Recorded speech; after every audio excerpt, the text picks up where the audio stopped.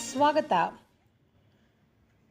ಜಾನಪದ ಹಾಗೂ ರಂಗಭೂಮಿ ಕಲೆಗಳು ಗ್ರಾಮೀಣ ಜನರ ಜೀವಸೆಲೆಯಾಗಿದ್ದು, ನಿತ್ಯ ಜೀವನದಲ್ಲಿ ನೈತಿಕ ಸಂದೇಶ ಸಾರುತ್ತಾ ಚಿರಸ್ಥಾಯಿಯಾಗಿ ನಿಂತಿವೆ. ಸ್ವರೂಪರಾಣಿ.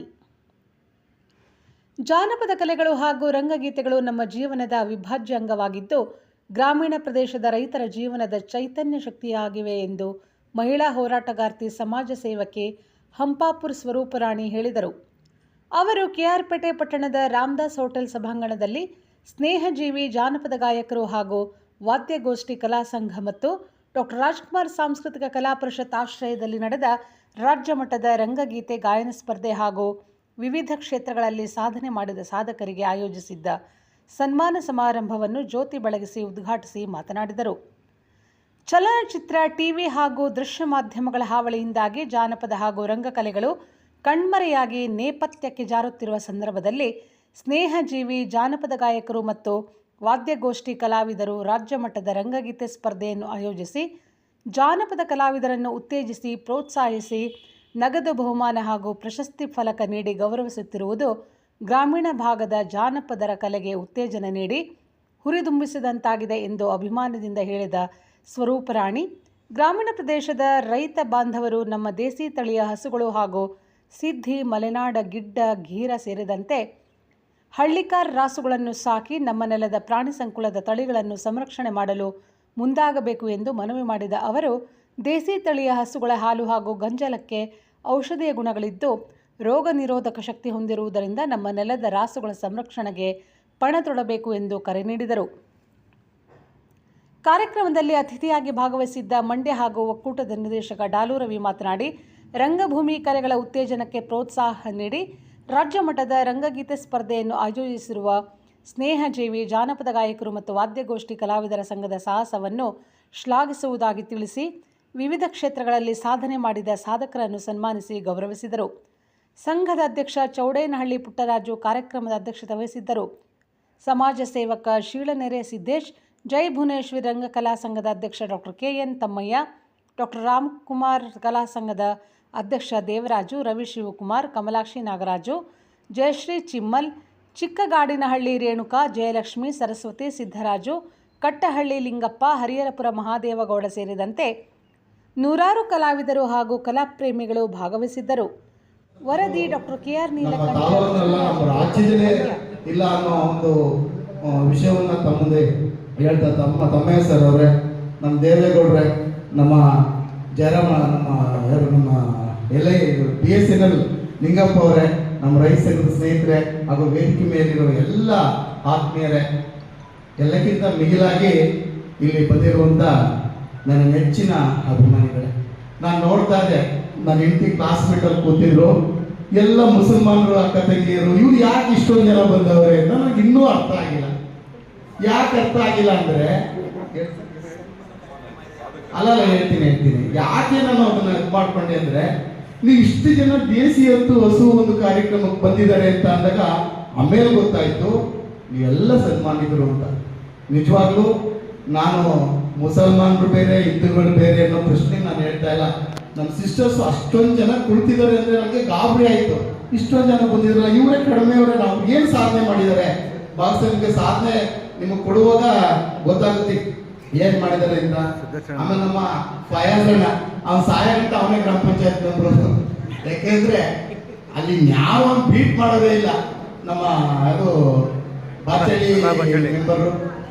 ಯಾಕೆ ಇಷ್ಟೆಲ್ಲ ವಿಚಾರಗಳ ತಮ್ಮ ಮುಂದೆ ಹೇಳ್ತಾ ಇದ್ದೀನಿ ಅಂದ್ರೆ, ಒಂದು ಸಂಬಂಧ, ಒಂದು ಬಾಂಧವ್ಯ ಅಂತ ಬಂದಾಗ ಇಲ್ಲಿ ಧರ್ಮ ಅಡ್ಡ ಬರಲ್ಲ, ಜಾತಿ ಅಡ್ಡ ಬರಲ್ಲ, ಯಾವುದೂ ಅಡ್ಡ ಬರಲ್ಲ. ಎಲ್ಲರೂ ಒಗ್ಗೂಡಿಸಿ ಈ ಒಂದು ಕಾರ್ಯಕ್ರಮಕ್ಕೆ ತಾವೆಲ್ಲರೂ ಬಂದಿದ್ದೀರಾ. ನಿಮ್ಮೆಲ್ಲರಿಗೂ ನಾನು ಒಂದನ್ನು ಹೇಳುತ್ತಾ, ಈ ಒಂದು ಕಾರ್ಯಕ್ರಮ ಮುಖಾಂತರ ಮೇಡಮ್ ಹೇಳಿದ್ರು, ನಾನು ಅಷ್ಟು ಒಂದು ಹಸು ತಂದೆ, ಇವಾಗ 88 ಹಸು ಆಗಿದೆ ಅಂತ. ಸಿಟಿಗಳಲ್ಲಿ ಅದನ್ನ ಮಾಡೋದು ಕಷ್ಟ ಮೇಡಮ್. ಹಳ್ಳಿಯಿಂದ ನಾವೆಲ್ಲರೂ ಹಳ್ಳಿಗಳಲ್ಲಿ ಬಂದಿರೋಂಥವ್ರು. ಹಳ್ಳಿಗಾಡಿನಲ್ಲಿ ಇವತ್ತಿನ ಆದ್ರೂ ಒಂದೊಂದು ನಾಟಿ ಹಸುನ, ಇಲಾತಿ ಹಸುನು ಇರಲಿ. ನಾವು ಬೆಳೆದಂತಹ ನೆಲಗಡಲೆಕಾಯಿ, ಹಲಸಂದೆಕಾಯಿ, ಹಲಸಿನಣ್ಣು ಏನನ್ನಾದ್ರೂ ಕೊಡ್ತೀವಿ, ಖಾಲಿ ಕೈಯಲ್ಲಿ ಕಳಿಸಲ್ಲ. ದಯಮಾಡಿ ಯಾರಾದ್ರೂ ಗ್ರೀನಿಂಗ್ ಸೈನ್ ಮಾಡೋ ಅಧಿಕಾರಿಗಳಿದ್ರೆ ಅನ್ಯಥಾ ಭಾವಿಸ್ಬೇಡಿ. ನಮ್ಮ ತರ ನಗರ ಹಳ್ಳಿಯಲ್ಲಿರುವವರನ್ನು ಬಿಟ್ಟು ಸಿಟಿಲಿರುವಂತಹ ಆಫೀಸರ್ಸ್ ಮನೆಗೆ ಹೋದ್ರೆ ಪಾಪ ಅವ್ರು ಒಳಗೆ ಬನ್ನಿ ಅನ್ನೋದೇ ಮರ್ತೋಗಿದೆ. ಈಚೆಗೆ ಬಂದು ಯೋಗಕ್ಷೇಮ ಕೇಳಿ ಹೇಳಿದ್ರೆ ಹೆಚ್ಚು ಇಲ್ಲ ಚೀಟಿ ಕೊಟ್ಟು ಬರ್ಬೇಕು ನಾವು. ಅದೇ ನಮ್ಮ ರೈತನ ಮನೆಗೆ ಹೋಗಿ ಅಯ್ಯೋ ಇದು ನಾವು ಬೆಳೆದಿದ್ದು ಸರ್ ತಗೊಂಡೋಗಿ ಇದು ತಗೊಂಡೋಗಿ ನಮ್ಮ ಕೈಲಿ ಆಗ್ತಾ ಇಲ್ಲ, ತೂಕ ಆಗುತ್ತೆ, ಬ್ಯಾಗ್ ಇಲ್ಲ, ಬಿಡಲ್ಲ. ಅವರು ಮನೇಲಿರೋದು ಯಾವುದೋ ಒಂದು ಚೀಲಕ್ಕೆ ಹಾಕಿ ಕಳಿಸ್ತಾರೆ. ಅಷ್ಟರ ಮಟ್ಟಿಗೆ ಈ ದೇಶದ ರೈತ ಒಬ್ಬರಿಗೆ ಕೊಡೋದನ್ನ ಕಲ್ತ್ಕೊಂಡ. ನಾವೆಲ್ಲ ಯುವಕರಾಗಿದ್ದಾಗ ಜಮೀನ್ದಾರಿಕೆ ಮಾಡುವಾಗ ಏನಪ್ಪ ದನ ಮೇಯಿಸೋಕ್ಕೂ ರಂಗಗೀತೆಗೂ ಎಲ್ಲಿಯ ಸಂಬಂಧ ಅಂದ್ರೆ ನಿಜವಾದ ಸಂಬಂಧ ಇರೋದೇ ರಂಗಗೀತೆ ಹಾಡುವವರೆಲ್ಲರೂ, ಅತ್ಯುತ್ತಮವಾಗಿ ಹಾಡುತ್ತಿದ್ದವರೆಲ್ಲರೂ ದನ ಮೇಯಿಸೋರೆ. ಪ್ರಾಯಶಃ ನಾವೆಲ್ಲ ಡಾಕ್ಟರ್ ರಾಜ್ಕುಮಾರ್ ಅವರ ಎಮ್ಮೆಲಿಗೆ ಸಾಟಿ ಇಲ್ಲ ಅನ್ನುವ ಹಾಡನ್ನ ಕೇಳುತ್ತಾ ನೋಡುತ್ತಾ ಬೆಳೆದವರು ತುಂಬಾ ಜನ ಇದ್ದೀವಿ. ಈಗಿನ ಯುವಕರಿಗೆ ಬಹುಶಃ ಅಪರೂಪ. ನಾವು ಯಾರೆಲ್ಲ 60ರ ದಶಕದಲ್ಲಿ ಇದ್ದೀವಿ ಅಥವಾ ಅದನ್ನು ದಾಟಿದೀವಿ, ನಮ್ಮೆಲ್ಲರಿಗೂ ಪ್ರಿಯವಾದ ಎಮ್ಮೆಲಿಗೆ ಸಾಟಿ ಇಲ್ಲ ಅನ್ನುವ ಹಾಡು. ಅಂದ್ರೆ ದನ ಮೇಯಿಸೋದು, ಗೋ ಸಾಕಾಣಿಕೆ ಮಾಡುವುದು ಮತ್ತು ಹಾಡುಗಾರಿಕೆ ಒಂದಕ್ಕೊಂದು ಬಿಡದಂತಹ ಭಾವವನ್ನ ಹೊಂದಿದೆ ಅನ್ನೋದನ್ನ ನಾನು ತಮ್ಮೊಡನೆ ಹೇಳ್ಕೊಳ್ಳಿಕ್ಕೆ ಇಷ್ಟಪಡ್ತೀನಿ. ಅದು ಮುಂದುವರೆದು ಅತ್ಯಂತ ಬುದ್ಧಿವಂತರು ಅಂತ ನಾವು ಯಾರನ್ನ ಜಗತ್ತಿನ ದೊಡ್ಡಣ್ಣರು ಅಂತ ಗುರುತಿಸ್ತೀವಿ, ಅಲ್ಲಿನ ವಿಜ್ಞಾನಿಗಳೆಲ್ಲ ಕಂಡುಹಿಡಿದ್ರು ಕೊಟ್ಟಿಗೆಯಲ್ಲಿ ಸಂಗೀತವನ್ನ ಹಾಕಿದ್ರೆ ಹಸುಗಳು ಹಾಲು ಜಾಸ್ತಿ ಕೊಡ್ತವೆ, ಆರಾಮ್ಸೆ ಕರು ಹಾಕುತ್ತೆ. ಹಸುವಿಗೆ ಬರುವಂತಹ, ದನಕರುಗಳಿಗೆ ಬರುವಂತಹ ಸಣ್ಣ ಪುಟ್ಟ ವ್ಯಾಧಿಗಳು ಅದನ್ನ ಸಂಗೀತವನ್ನ ಕೇಳೋದ್ರಿಂದ ತೃಪ್ತಿ ಆಗತ್ತೆ. ಹಾಗಾಗಿಯೇ ನಮ್ಮ ಕಳ್ಳ ಕೃಷ್ಣ ಗೊಲ್ಲ ಕೊಳಲನೂದುತ್ತಾ ಗೋಪಿಕೆಯರೊಂದಿಗೆ ಗೋವುಗಳನ್ನು ಅಷ್ಟೊಂದನ್ನ ಒಂದು ಸಂರಕ್ಷಣೆ ಮಾಡ್ದ. ಅದಕ್ಕಾಗಿ ಗೋವು ನಾವು ಎಷ್ಟರ ಮಟ್ಟಿಗೆ ಅಂದ್ರೆ ಗೋವಿಲ್ಲದೆ ನಾವಿಲ್ಲ. ನಾವೆಲ್ಲ ಇಲ್ಲಿ ರೈತ ಸಮುದಾಯದವರೇ ಇದ್ದೀವಿ. ಕೃಷಿಕೋ ನಾಸ್ತಿ ದುರ್ಭಿಕ್ಷ ಅಂತ. ರೈತನಾದವನಿಗೆ ಬಡತನ ಅನ್ನೋದೇ ಇಲ್ಲ, ದುರ್ಭಿಕ್ಷೆ ಅನ್ನೋದೇ ಇಲ್ಲ.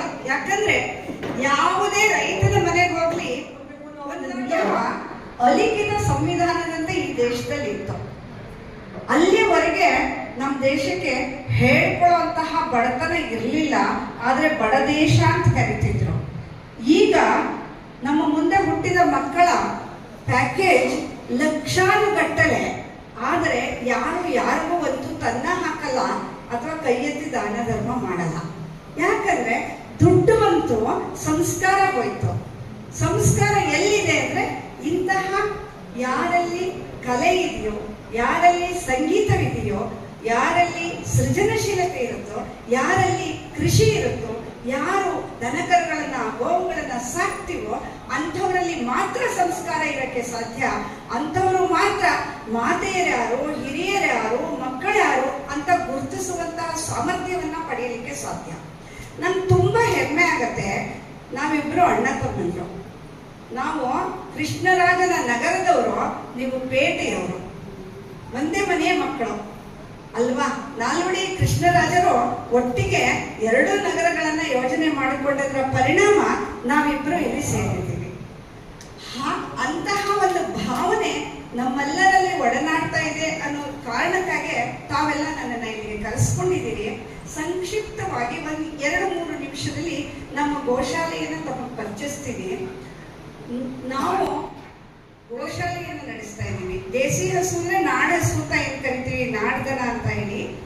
ತಮ್ಗೆಲ್ಲ ಆಶ್ಚರ್ಯ ಆಗ್ಬೋದು. ಅತ್ಯಂತ ಮುದಿಯಾಗಿದ್ದ, ಅದು ನೀನೇನು ಮಾಡಕ್ಕಾಗೋದೇ ಇಲ್ಲ, ಮಾರಾಟ ಮಾಡ್ಬಿಡ್ಬೇಕು, ತೂಕ ಹಾಕ್ಬೇಕು ಅನ್ನುವ ಸ್ಥಿತಿಯಲ್ಲಿದ್ದ ಒಂದು ಹಸುವನ್ನ ತಗೊಂಡು ಬಂದ್ವಿ. ಅವಳು ನಮ್ಮ ಹತ್ರ ಬಂದ ಮೇಲೆ 4ರಿಂದ 5 ಕರುಗಳನ್ನ ಹಾಕಿದ್ಲು. ತುಂಬಾ ಅವಳಿಗೆ ವಿಶೇಷವಾಗಿ ನಾವೇನು ಮಾಡಲಿಲ್ಲ. ಅಕ್ಷರಶಃ ಅಂದಿನ ನನ್ನ ಪರಿಸ್ಥಿತಿ ಅವಳಿಗೆ ಸುಶಿಷ್ಯ ಮಾಡೋ ಹಾಗೆ ಇರಲೇ ಇಲ್ಲ. ಅವಳ ಮುಂದೆ ಒಂದಿಷ್ಟು ಪಾಠ ಓದ್ತಿದ್ದೆ, ಪದ್ಯಗಳನ್ನ ಹಾಡ್ತಾ ಇದ್ದೆ, ಪ್ರವಚನವನ್ನ ಮಾಡ್ತಾ ಇದ್ವಿ. ಒಂದಿಷ್ಟು ಮನೆಯಲ್ಲಿ ಏನಿತ್ತು ಕೊಡ್ತಾ ಇದ್ವಿ. ಕುಮುದ್ವತಿ ಅಂತ ಹೆಸರಿಟ್ವಿ. ಇವತ್ತು ನಮ್ಮ ಗೋಶಾಲೆಯ ಗೋಮಾತೆಯರ ಸಂಖ್ಯೆ 82 ದಾಟಿದೆ. ಇಡೀ ರಾಜ್ಯದಲ್ಲಿ ಯಾವುದೇ ಬೇರೆಯ ಸಪೋರ್ಟ್ ಇಲ್ಲದೆ, ಬೇರೆ ದೊಡ್ಡ ದೊಡ್ಡ ಮಠಮಾನ್ಯಗಳ ಒಂದು ಆಶ್ರಯಕ್ಕೆ ಹೋಗದೆ ಸ್ವತಂತ್ರವಾಗಿ ನಾವಿಬ್ಬರೇ, ನಾನು ಮತ್ತು ನನ್ನ ಪತಿಯವರು ಸೇರಿ ಗೋವಿನ ಉತ್ಪನ್ನಗಳನ್ನು ತಯಾರು ಮಾಡಿ ಅದರಿಂದ ನಿರ್ವಹಣೆ ಮಾಡುತ್ತಾ ಅವರನ್ನೂ ಸಾಕೊಂಡು ನಮ್ಮೊಳಗಡೆನೂ ನಾವು 10-12 ಜನ ಜೀವನ ಮಾಡಿಕೊಂಡು ಗೋವಿಗೆ ಬೇಕಾಗುವಂತಹ ಸಾಕಷ್ಟು ಸೌಲಭ್ಯಗಳನ್ನು ಒದಗಿಸ್ಕೊಡುವಂತಹದನ್ನ ಕೊಟ್ಟಿರೋಳು ನಮ್ಮ ಗೋಮಾತೆ. ಬಂಧುಗಳೇ, ನಾನು ಯಾಕೆ ಈ ಮಾತು ಹೇಳ್ತಿದ್ದೀನಿ ಅಂದ್ರೆ ನನಗೆ ಗೊತ್ತಿಲ್ಲ, ಕ್ಯಾರ್ಪೇಟೆ ತಾಲೂಕಿನ ಕೃಷಿ ಚಟುವಟಿಕೆಯ ಬಗೆಗೆ ನನಗೆ ಅರಿವಿಲ್ಲ. ಆದರೆ ನಾನು ಕಂಡಂತೆ ನಮ್ಮ ಪರಿಸರದ ಒಂದು ಅರಿವಿನಲ್ಲಿ ಬಹುತೇಕ ರೈತಾಪಿ ಮಕ್ಕಳು ಎತ್ತನ್ನ ತಗೊಂಡು ಉಳ್ತಾ ಇಲ್ಲ, ಟ್ರ್ಯಾಕ್ಟ್ರಲ್ಲಿ ಉಳ್ತೀವಿ ನೋಡಿ. ಟ್ರ್ಯಾಕ್ಟರ್ ಸಗಣಿ ಹಾಕಲ್ಲ,